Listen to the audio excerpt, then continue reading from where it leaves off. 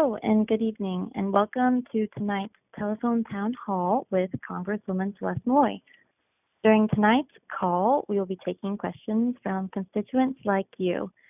To ask a question, please press *3 now. You may also sign up for our newsletter by pressing *6 at any time during the call. Again, please press *3 now to ask a question or *6 to subscribe to our newsletter. And with that, I will turn it over to Congresswoman Celeste Maloy for a brief introduction. Hi, everybody. Thanks for being on the call with us tonight.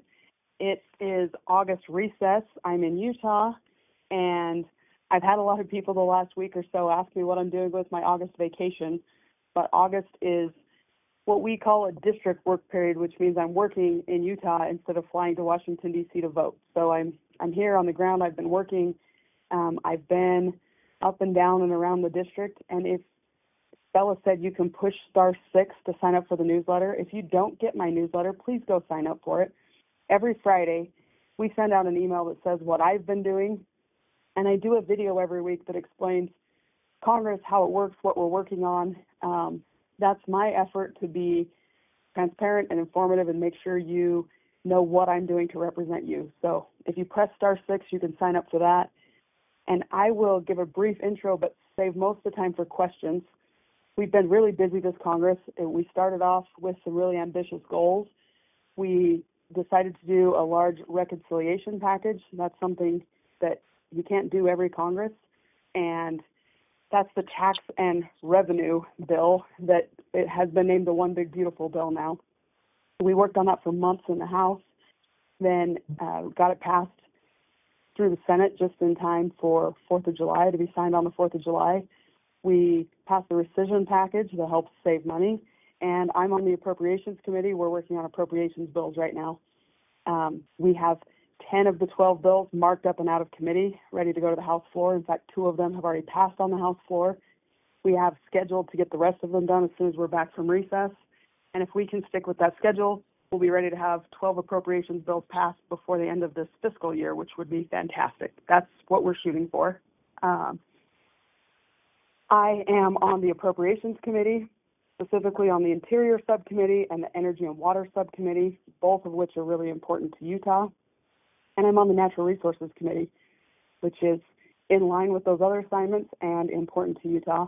I'm the vice chair of the Western Caucus, which is one of the biggest caucuses in the House, and it's one of the effective ones that gets things done.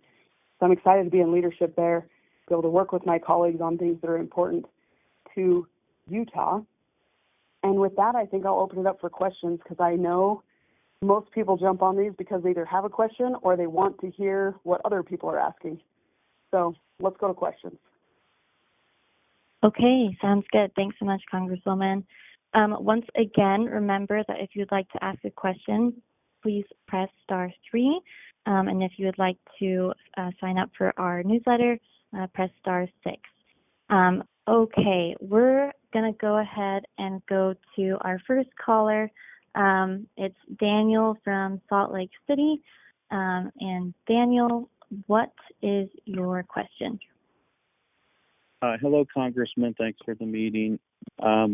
I just want to float an idea to you for your consideration. I think it could be a nonpartisan initiative, but my question would be whether you would consider it and maybe down the road do something with it.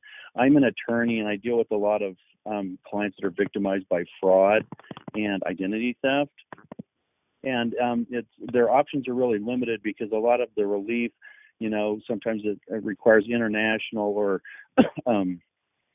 interstate relief to really fix the problem, of when somebody steals all of their information and starts doing damage all over the place.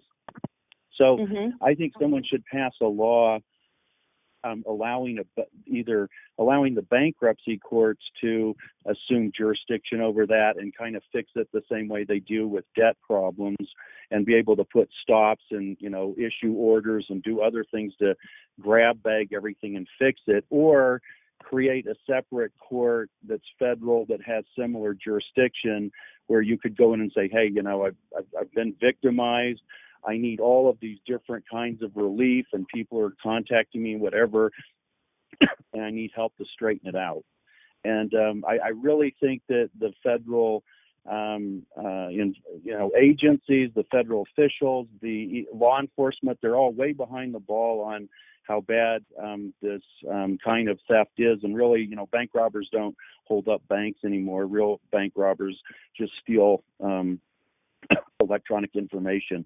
So I just throw that out there and suggest that maybe that's something that could be done on a bipartisan basis by you or someone that would really make a difference and is an unmet need. Yeah, that is a really interesting idea. You're the first person who's ever brought that up to me. So I will look into whether that anyone's doing that and what it would take to do it. I know the Utah Attorney General's office has been really forward-looking on fraud and trying to protect especially elders against, a lot of these scams that you see out there where someone calls and pretends they're the grandkid and they've been in an accident, or the new boyfriend who just needs a few $1,000s to get ahead. And I've worked closely with them on that. I'd never thought about doing anything from the federal level before. And sometimes when you pass a federal law to fix a problem, it only makes it worse. So let me work with my staff, look into it, and talk to the Attorney General's office and see, of all the tools they have, where we can be helpful without getting in the way of the work that they're already doing. But if anyone on this call is a victim of white-collar crime or fraud, if you go to the Utah Attorney General's website, they have a link on there you can use to report it so that they can get working on it. And I know they try to be really active about getting out and making sure people know about that. But if you don't know about it and if you need it, go check that out on the Utah Attorney General website. Since the state is the closest to the problem, they're usually able to respond the quickest. But I know the Department of Justice cooperates and coordinates with the state on that. And I can look into where they need better authorities and where we need to make it so that the federal government can serve people better by protecting them, especially against international white-collar crime, like you said. That is a growing problem, and I know people who've been victims of it. Sometimes it is very convincing. So thank you for the idea. Thank you, Congresswoman. Okay, again, if you'd like to ask a question, please remember to press *3. We are going to take an online question from Celeste Myers, and she just has a question about the timeline on getting a national parks director. So, Congresswoman, any thoughts about that? I know the Senate's been busy confirming nominees. I haven't heard a name yet for a new head of the National Park Service. It takes some time in administration to get everybody appointed, nominated, confirmed. There are some positions that got into place really quickly and some that are taking more time. That's one that's kind of in my orbit, and I haven't heard that they've selected anybody, so I can't give you a timeline, but it's something we're going to be very interested in as they do come up with names. I'm sure we'll be talking to the White House about it, with Senator Lee being the chairman of Energy and Natural Resources on the Senate side, and Mike Kennedy and I both on Natural Resources on the House side. We'll be talking to him, we'll be weighing in, but no, I don't have a timeline on that one yet. Okay, thank you. Okay, we're going to go ahead and take our next caller, and that is John from Salt Lake City. You are now live with the Congresswoman. Yeah, thank you, Representative Maloy. I usually go by my middle name, Kale, which I should confess, but thank you for taking time to speak with us and for your work, particularly on RECA. I have a two-part question. The first is, do you support a congressional bill or legislation that would ban partisan gerrymandering? I know in the past, H.R. 1 proposed by Democrats would have done that. Do you support that? And secondly, how do you see the current CD maps in Utah, including the district you represent? How are we going to get to perhaps or arguably fairer maps in Utah? And would you support having Salt Lake County not be divided in 4? Thank you. Yeah, so that's kind of a three-part question. I'll start with the first part. Do I support federal legislation that says that the states can't gerrymander? That's already the law. That's why there's so many lawsuits right now about whether states are gerrymandering. But Utah's constitution says that the Utah legislature draws the districts, and I think that's the way it should be. Again, federal legislation oftentimes makes things worse. I don't think we need a federal law to tell the state to follow the law. There's already a law in place. And we have the courts to help enforce that law when it's being broken. I know it's the hot topic right now. It's what all of the blogs and the news channels are talking about. But we don't need more legislation. We just need the process to play out. And when state legislatures are abusing the law, then voters can hold them accountable and courts can hold them accountable. The second part of your question is, do I support having Salt Lake County have its own district? And I don't even get to draw these maps. The state draws them. I live by them. But I do think it's an advantage in Utah that every one of our districts has urban and rural. When states that are larger than ours have so many seats that you have some representatives that are only urban representatives and some representatives that are only rural representatives, they sometimes work against each other. And in Utah, we all have to work together. And with only 4 people in our delegation, we're much stronger than we would be because we work so well together. So I support having urban and rural in every district. I really like the district I represent. I like that I have downtown Salt Lake City and rural, arid Utah and St. George, which is rapidly growing. I think it makes us better at representing Utah as a whole, and it makes it so that me and my team have a wide variety of issues that we can use the wide variety of talents I employ to help with. So I support having all of our federal delegation represent the urban Wasatch Front and the rural, farther flung parts of Utah. I think it works out really well for all of us. Hey, thank you, Congresswoman. Again, if you're enjoying this update, I encourage you to press *6 on your phone now to get signed up for the Congresswoman's weekly newsletter. Okay, we are going to go ahead and take our next caller live, and that is Jeffrey from Grantsville. Jeff, you are now live with the Congresswoman. Hi, Congresswoman. Thank you for taking my question. I'm an older person. I do sell real estate. My concern is I'm seeing a lot of elderly people have to sell their homes because they can't stay in them. One, property taxes are way too high, especially out here in Tooele County. Second, when or why aren't they dropping taxes from Social Security? People have already paid on that money once. Why are we paying twice? Okay, so I'm going to start with the second part of your question. You said, why are seniors paying taxes on Social Security that's based on their income they were already taxed on? And that's a really good question. So one of the things we did in the reconciliation package, aka the One Big Beautiful Bill, is reduce that tax on Social Security. It's not quite down to no tax on Social Security, but the reason we did that is for the very reason you just outlined. When people have worked hard and managed to retire, they've already paid taxes on their income, and then taxing it again when it's Social Security seems like it's not super helpful. And I know the state has reduced the taxes on Social Security as well. So I think a lot of people agree with your logic there, and we just did pass a bill that offers you some relief. As far as your property taxes go, those aren't federal property taxes, so it's the state and the county that are implementing them. So I could weigh into what I think they should be or how I think they should make those decisions, but I'm never going to vote on it. So I think that's kind of a jerk move for me to tell you on a teletown hall what the state and the county should do. I would recommend that you talk to your state rep and your county council. And if you need help getting in touch with any of them, reach out. We can help you get contact information for people. But thank you for asking a question. Thanks for being on the town hall.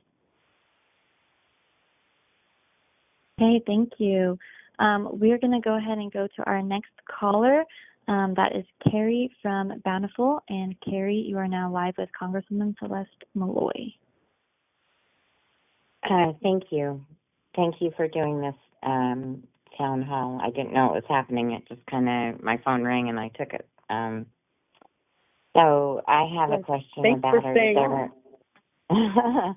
Are there any plans for the Great Salt Lake, some kind of mitigation to help with the situation we're in with the dust kicking up for the arsenic and lead and the windstorms, what's happening with that?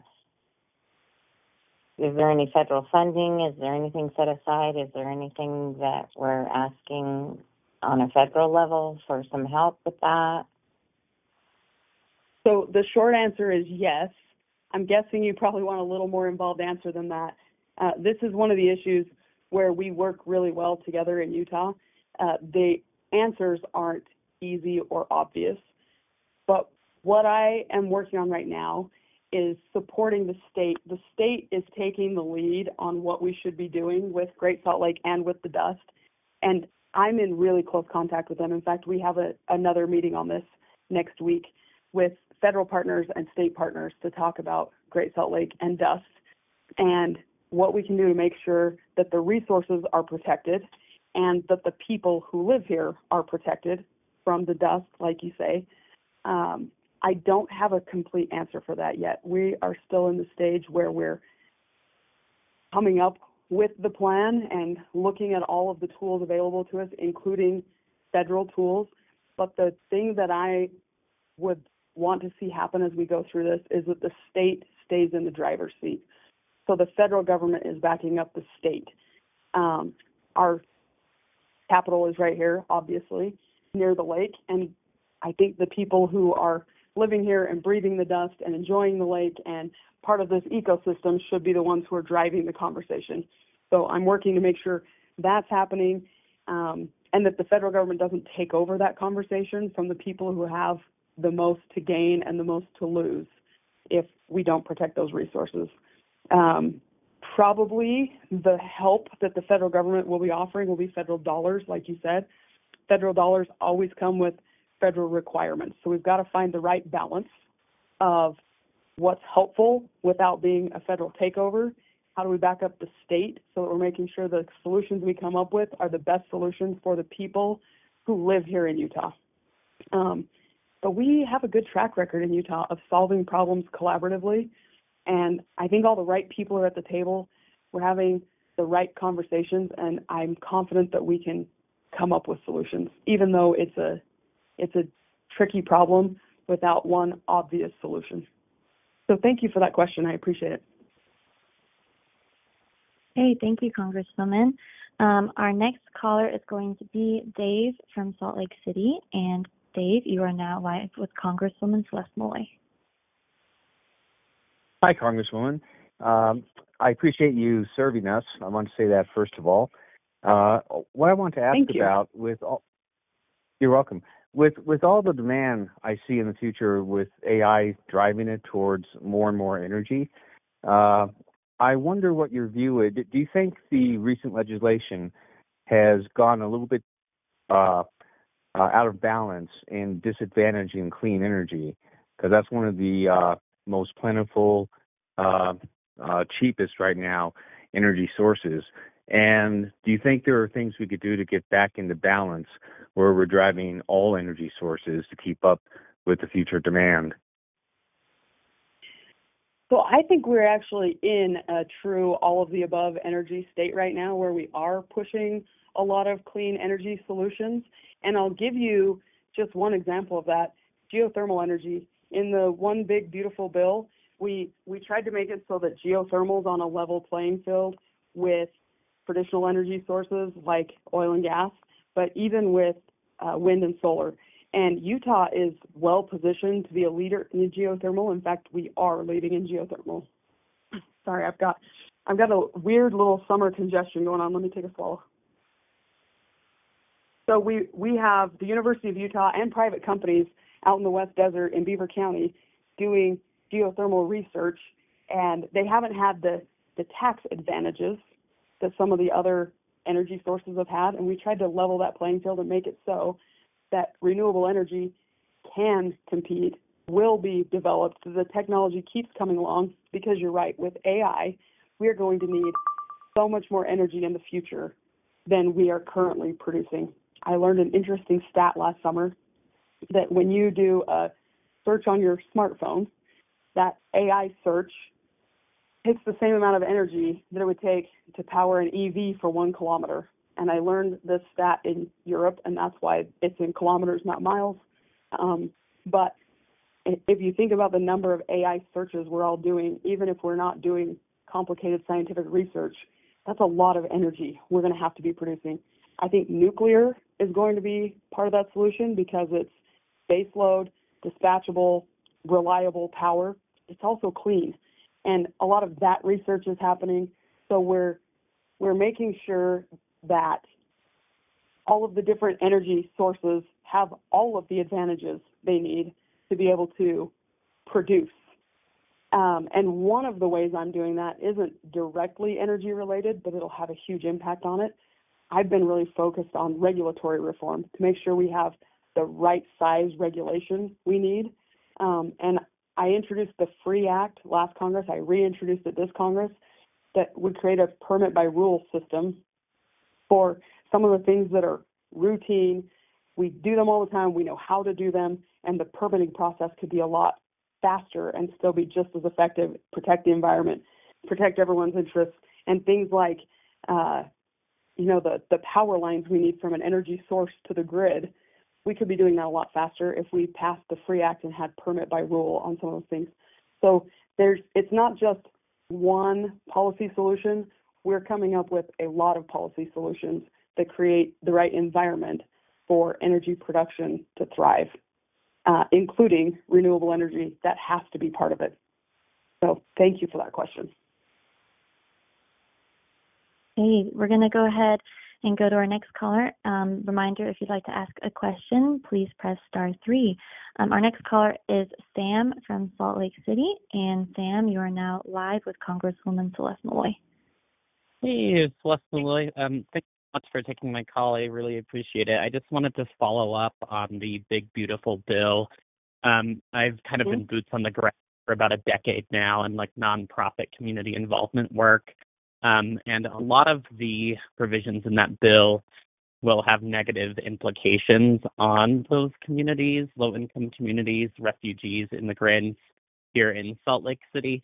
And I was just calling to see, kind of what you're working on to protect those communities that are kind of the backbone of our city. So the changes we made to Medicaid are designed to protect the most vulnerable Americans, but they are designed to protect Americans. There's a lot of hyperbole going around on the internet and even on the news about huge Medicaid cuts and a lot of people getting kicked off of Medicaid. But what we're trying to do is get back to pre-COVID 2020 Medicaid levels, where Medicaid's serving the people who it was designed to serve. The elderly, children, pregnant women, the vulnerable, who you are obviously passionate about. Thank you for the work you do in that community. So the changes would require able-bodied adults without dependents. I get asked about stay-at-home moms all the time on this one. Stay-at-home moms have dependents, so they're not in this category. The able-bodied adults between 19 and 64 years old who don't have dependents, in order to stay on Medicaid, would have to work or volunteer for 80 hours per month to keep their coverage. So it's not a large gutting of Medicaid. It's not even that someone who's able-bodied will get kicked off of Medicaid automatically, but in order to keep their Medicaid, they'll have to work or volunteer 80 hours per month. And when I've talked to groups about that, I almost always get a question from someone who has an example of someone they know who is an adult in their 20s, 30s, or 40s, that they say, they are not capable of working or volunteering. They have these medical conditions. They have mental or emotional health conditions. People in that state are not considered able-bodied either. And so if you're hearing that a lot of people are going to get kicked off Medicaid and there's a specific population you're worried about, reach out to me, reach out to my team. we'd be happy to walk you through it. But almost all the time when I have these conversations, the person or the group of people that someone's concerned about will still qualify for Medicaid. But someone who is a U.S. citizen and able-bodied and not working was never supposed to be on Medicaid. We started expanding it the last 5 years. It's grown. And even, I don't know what your politics are, but a lot of the people who are concerned tend to be on the left. Blue states are struggling right now to keep up with rising Medicaid costs because of the increased numbers, the people that have been signed up for Medicaid who shouldn't have qualified for Medicaid but have been signed up. So what we're doing is trying to keep it viable, making sure that it's there to support our most vulnerable that it was designed to support. And if you have further follow-up questions, Dave, reach out to my office. We'd be happy to walk you through it since this is an area you work in and you have on-the-ground, hands-on experience with some of this. And I know there are some people who are going to need help filling out paperwork. My staff can help with that. So would love to follow up with you and make sure that we are taking care of the people we're supposed to be taking care of with Medicaid. Thank you. Okay, we're going to go ahead and ask our first poll question. So do you think it's reasonable to require able-bodied adults with children over 14 to work 20 hours a week to receive Medicaid or SNAP benefits? And you can press 1 if your answer is yes, 2 if your answer is no, and 3 if your answer is unsure. Okay, we are going to take our next caller here, and that is Brent from Rockville. Brent, you are now live with the Congresswoman. Yeah, hey, thank you for holding these sessions. I guess my concern and question is, why do you support the elimination of public radio, NPR, Voice of America, which is something that reaches out and gets honest information to people in fascist countries or places that don't get honest information, and really supports the American dream, if you will? Why are you behind those sorts of things?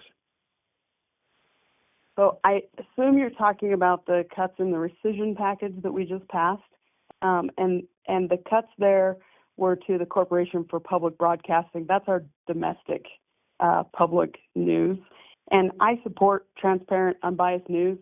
The Corporation for Public Broadcasting was created in the 60s, and in the 60s, Americans only had a few TV and radio choices. It wasn't like it is now where we have the abundance of information flowing.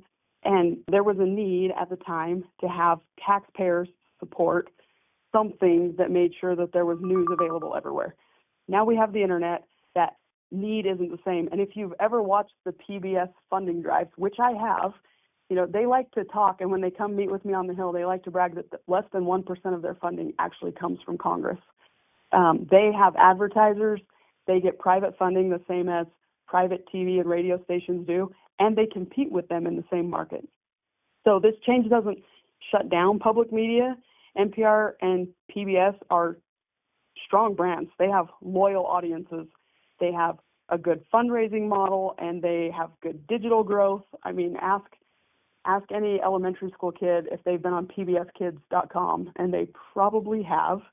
But the taxpayers have been subsidizing this media, and a lot of times their news does carry a clear political bias, and viewers should be able to decide who they support and not have their tax dollars supporting something they disagree with. But even more than that, it's just time to transition to a different model with these stations. People aren't consuming news the same way they used to, and even those stations aren't dependent on public funds the way they used to be. And if they can fundraise and have advertisers and stand on their own feet, they should have advertisers and fundraise and stand on their own feet. And it's a much smaller percentage of their funding than most people think it is. Most of the people I've talked to since the rescissions package passed have been really surprised. They assume that the majority of the funding for NPR or PBS comes from federal tax dollars. And that used to be the case, but it's not anymore because they have that brand recognition and they're marketable. Okay, thank you, Congresswoman. I'm going to go ahead and read our poll results. So a reminder, the poll was, do you think it's reasonable to require able-bodied adults with children over 14 to work 20 hours a week to receive Medicaid or SNAP benefits? 70% said yes, 17% said no, and 13% were unsure.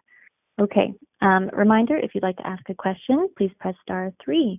Our next caller is going to be Sandra in Salt Lake City. And Sandra, you are now live with the Congresswoman. Hi, good evening. First, I'd like to thank you for what you do, and thank you for having the town hall meetings. We appreciate it. You're welcome. I asked you a question before about the downwinders. I'm still interested in that. Have they passed the compensation again, or are they still working on that? Was my question. I have people that are still dying from it and still getting sick from it, and I'm really concerned that they're not giving those people the money to help them. Well, I have great news for you, Sandra. A lot of times people ask questions that I just don't have a solid yes or no answer to, but this one I do. Yes, the Radiation Exposure Compensation Act is reauthorized. That's one of the things that was included in the One Big Beautiful Bill. So as you know, but for anyone else on this call who's not as familiar, that's the Downwinder Fund. That's the compensation for families that were exposed to radiation by the above-ground testing of atomic weapons in Nevada. Those mushroom clouds came over Utah. People in Utah were exposed to radiation that caused cancer and other diseases later on, and they were exposed through no fault of their own by the government, who at the time was saying it was safe. Since then, the government has admitted liability. They settled lawsuits with families, and as part of that settlement, they created the Radiation Exposure Compensation Fund. But that funding still has to be authorized periodically, and it was supposed to be reauthorized in 2024. We couldn't get the votes, and it expired. And I've been working with the rest of the Utah delegation to get it reauthorized. And I can't even take credit for it. It happened on the Senate side. They got it into the One Big Beautiful Bill. So it is reauthorized, and it used to only cover certain zip codes and counties. Now it covers the entire state of Utah. So anyone in Utah who was exposed to radiation during that period of above-ground testing and is now diagnosed with one of the covered diseases is eligible for compensation, and the compensation is reauthorized in the One Big Beautiful Bill. Additionally, it now covers the uranium miners who were exposed in that period before MSHA had requirements for how to handle uranium and protect uranium miners. And that's also a Utah issue. So if you're one of the people who's concerned about radiation exposure, that's something in the One Big Beautiful Bill that didn't get the national press because it's a pretty localized issue in certain places that the radiation was, foisted upon the public. But it's great news for Utah that it's reauthorized. It's really good news for Utah that the whole state's covered. And it's also really good news that the uranium miners are now covered. So thank you for your passion on that issue. Thank you for helping people who are getting diagnoses and need help with the paperwork. And the good news is it is now reauthorized. Okay, thank you, Congresswoman. Our next caller is Anita from Erda, Utah. Anita, you are now live with the Congresswoman. Thank you. Thank you, Congresswoman, for taking my question. I really appreciate that. What I wanted to ask is I believe that the issue of immigrants who commit crimes is kind of non-political.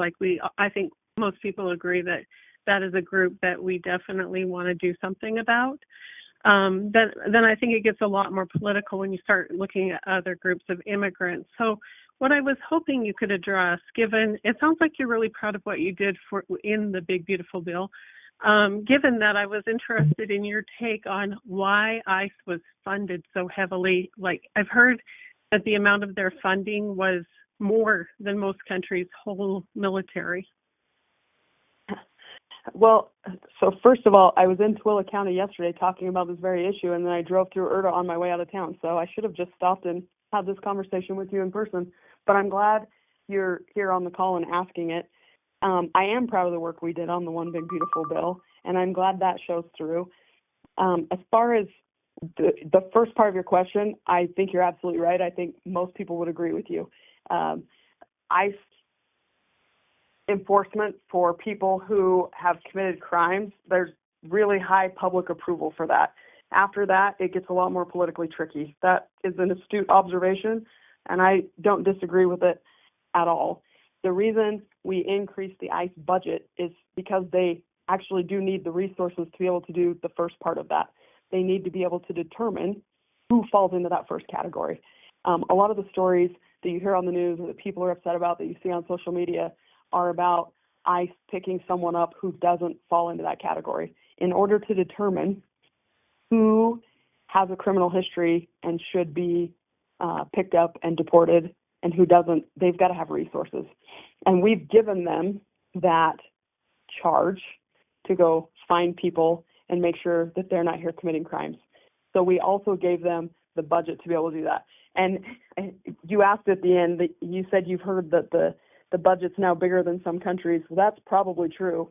Some countries do not have big budgets, but one of the claims that keeps floating around, I mean, I've heard it too, is that the ICE budget is now bigger than the Marine Corps budget, and it's not true. But the ICE budget is bigger than it used to be. Their mission is bigger than it used to be because we had a lot of people come across the border in the last 4 years. And in order to figure out where the criminals who've come across the border are, without just picking up everybody and sorting it out later, they've got to have the resources to do good work. One of the things I think they're doing right is working with local law enforcement. I know that's been controversial here in Utah, but having our local law enforcement involved with helping ICE figure out who's who actually helps keep Utahns a lot safer and helps keep the temperature lower on these issues. When the sheriff's department shows up, it's a very different feeling than when federal immigration enforcement shows up. So having local law enforcement with local knowledge and local connections help make sure ICE is getting the right people and not just picking up everyone really is a good thing for Americans, for immigrants, for the confidence that communities have that people are safe and protected here in our communities, going to school, going to work, going to church, participating in life is key. And I think our sheriffs in Utah have done a really admirable job of figuring out the best ways to be cooperative and protect our local communities where they have stewardship in their counties. So I really appreciate that question. It's one of the toughest issues I work on. It's one of the most controversial issues in the country. During the last election, political agreement that the border was the number one concern was really, really high. And now that the border is secure, now we have to take the next step. And it gets trickier every step you take after that. But the border is secure, and that is a huge win. That's something that Americans across the political spectrum were in really high agreement on a year ago. Now that it is, now we can have the conversations about how to handle people who are already here who came in illegally. That's a new set of problems, but it's a better set of problems to have than can we ever get the border under control. And with the border under control, we are safer from fentanyl and other drugs flowing across the border, from illicit activities that the open border was encouraging and fostering and allowing. So I want to make sure that we're being very careful and thoughtful about how we move forward. And I think we are being more careful and thoughtful than the media is giving us credit for. And I appreciate the work our law enforcement is doing, but that's why ICE has to have a bigger budget. Sorry, that was a really long answer to your question, but I'm sure a lot of people on this call have the same question and related questions, and I wanted to make sure I was thorough enough in my answer that other people online who have concerns about that are hearing a full and complete answer and can feel confident that we are doing what Americans asked us to do, which is get the border under control and make sure that we're removing criminal aliens, but that we're also doing it in a way that makes Americans feel safe and secure, makes legal immigrants secure in pursuing their education and their work. So thank you for the question. Okay, our next caller is...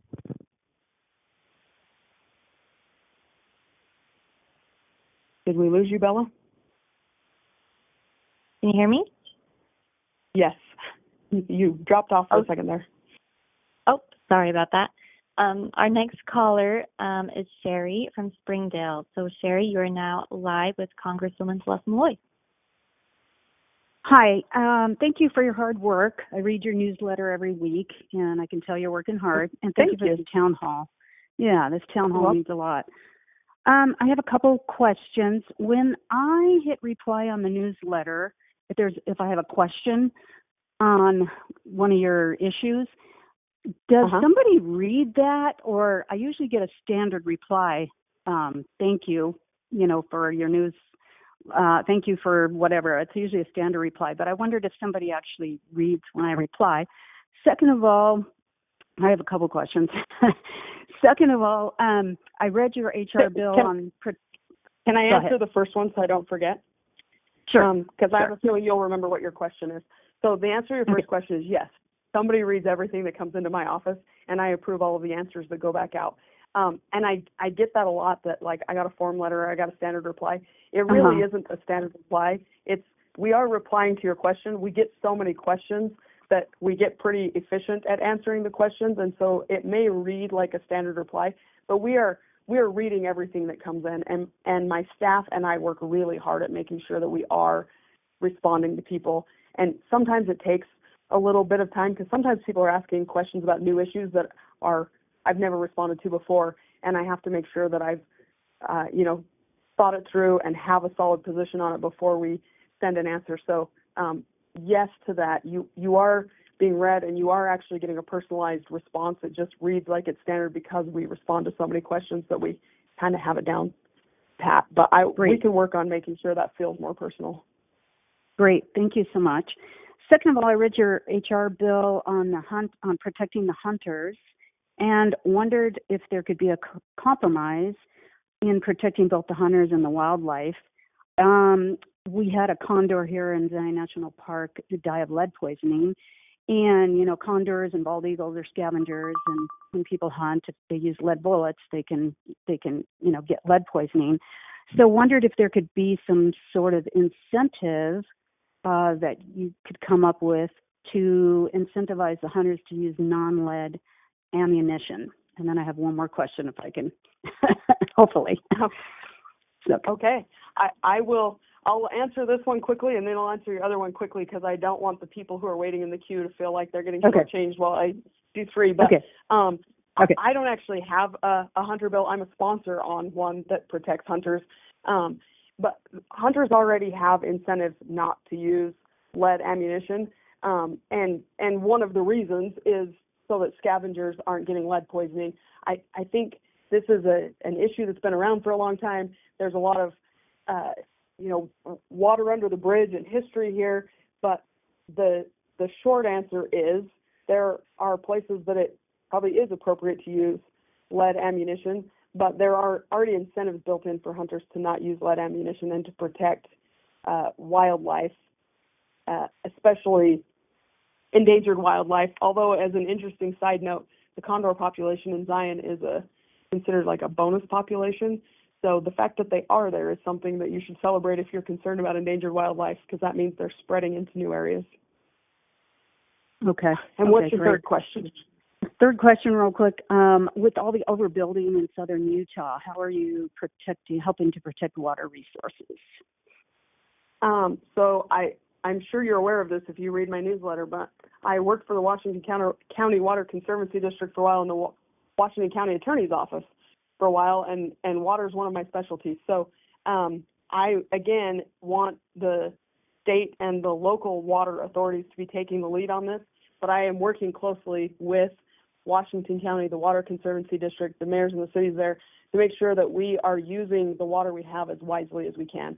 Washington County, as you know well, is focused on water reuse and recycling right now. I think that's really wise in the most arid part of the state that's rapidly growing, to make sure we are being the best stewards of the water resources we have that we can be. It's a great place to live. A lot of people want to move there. A lot of people want to have second homes there. And we have to make sure as that growth happens that we have the water to support the people. And the county and the state are doing a good job of looking ahead on that. The growth that's happened in southern Utah up to this point could never have happened without Sand Hollow and Quail Reservoir and some of the forward-thinking projects that were built decades ago to ensure water resources there. Now we're in a new phase where we're doing water conservation. We're recycling water to make sure that we go into the next phase with as much vision and pioneering forward thinking as we can. And I'm here to support that. I have supported that. We got funding for Toker Reservoir to make sure that we're collecting water when we have it so that we can use it when we need it. I think we'll keep supporting the reuse plan as we move forward, and that's going to require not only some federal funding, but a lot of helping the county and the water district cut through federal red tape to move across federal land. So I'm all in on helping with that, and I really appreciate that question. Thank you. All three of those questions. Okay, thank you. We're going to do a quick poll question, and then we'll take our next caller. So poll question number 2, do you agree that we need to reform our permitting process to speed up routine project approvals and unleash American innovation?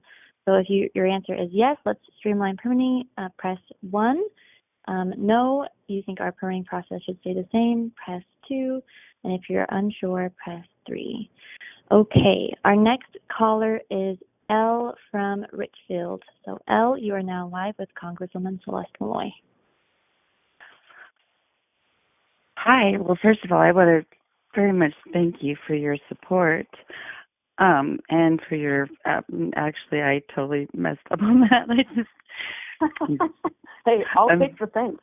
I'm very proud that I voted for you. Oh, and I'm very proud that you represent us. But nonetheless, my question is, how do you and your staff support evaluate the impact of agricultural subsidies and track policies on food prices and access for our consumers?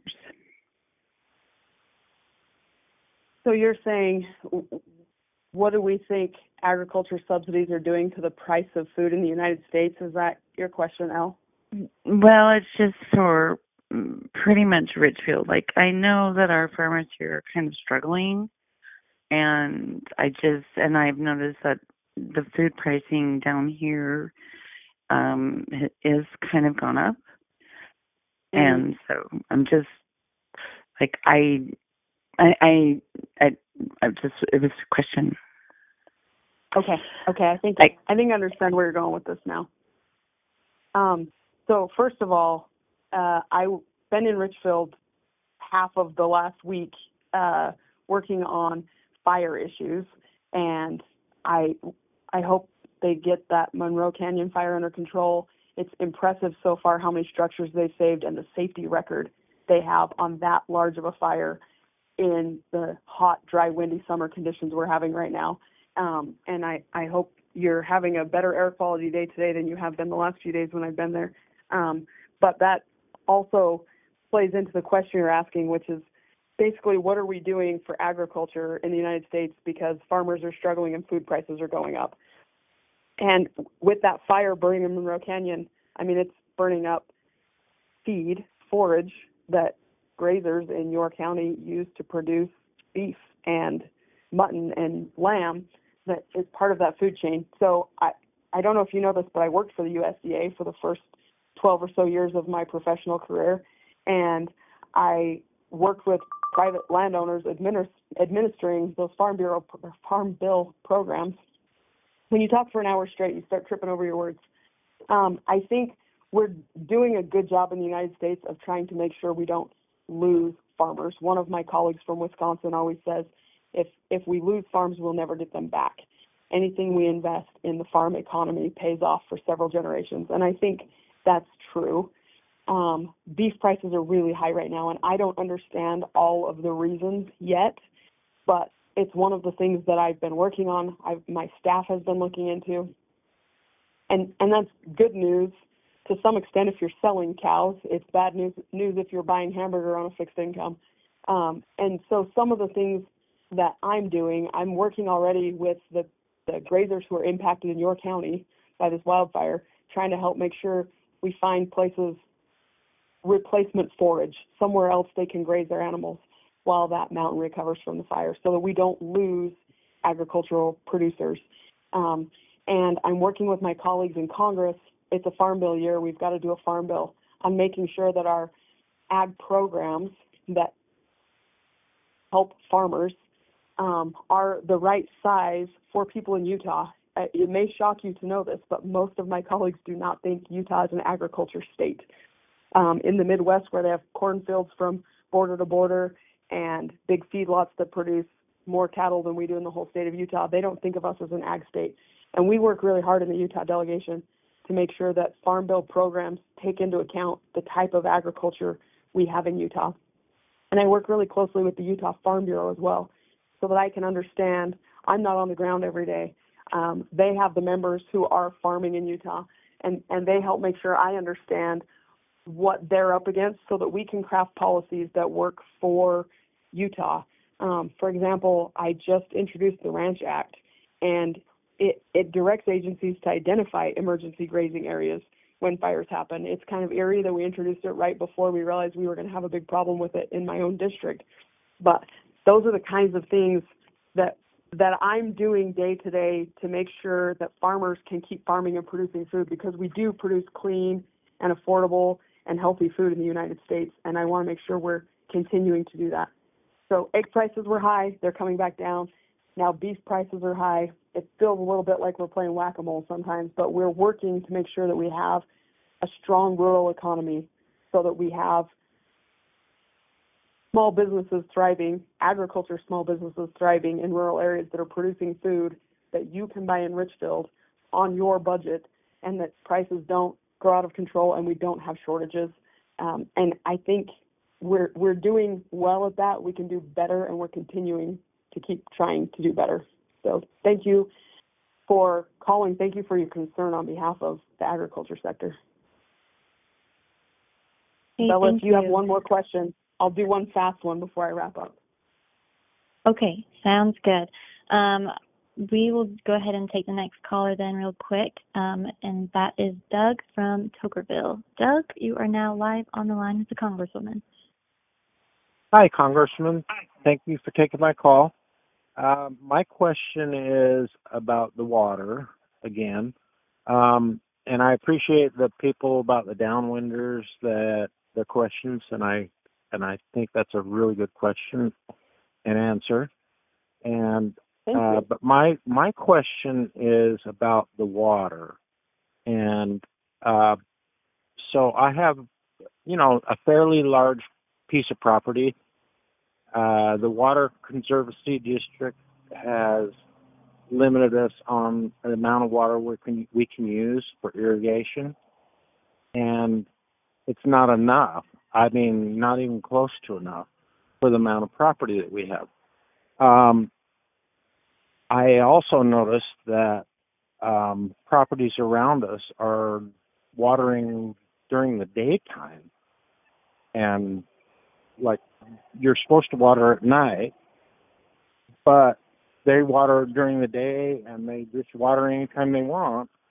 So why is it that my property's dying and they're allowed to water all the time? And my second question is the amount of growth is, I've noticed they've drilled a lot of wells out there, and they're building houses out in the back of Tokerville, in between Leeds and Tokerville. And where is the water coming from? I mean, how are we going to get enough water for all this growth? Doug, I said I was going to do one really quick last question, and now you asked me a long question. I'll try to answer it pretty quickly. But the short answer is that water law is state law, so the state water engineer decides who can drill a well and what your water usage can be.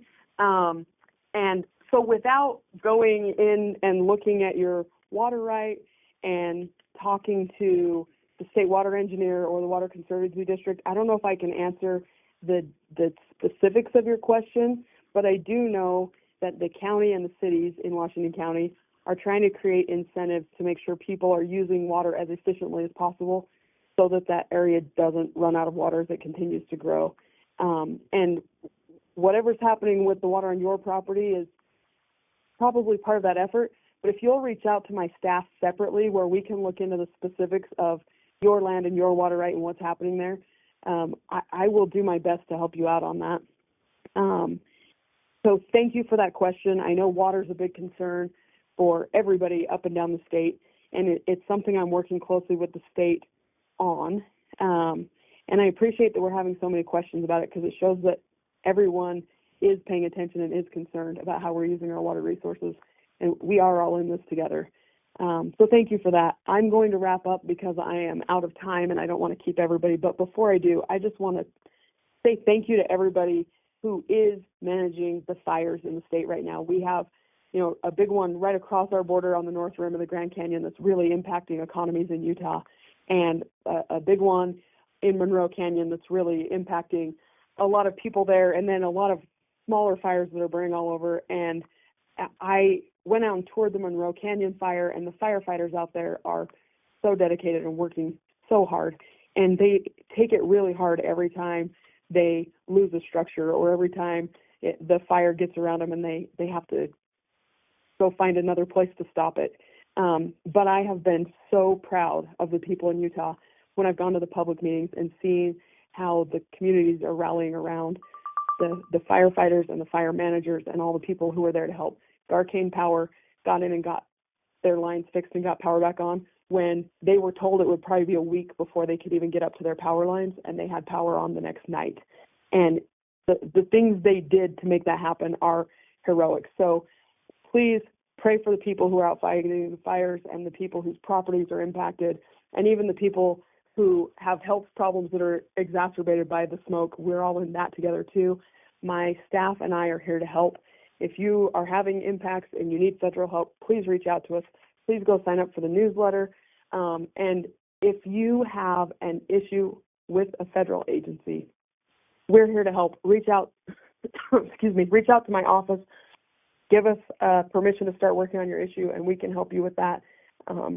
Because we want to make sure Utahns have the best representation that you can possibly have in Congress, and we're working hard to be that. Thank you for being on the call. I am going to end it now and let you get back to your night, but I appreciate everybody being on here. Thank you for joining tonight's telephone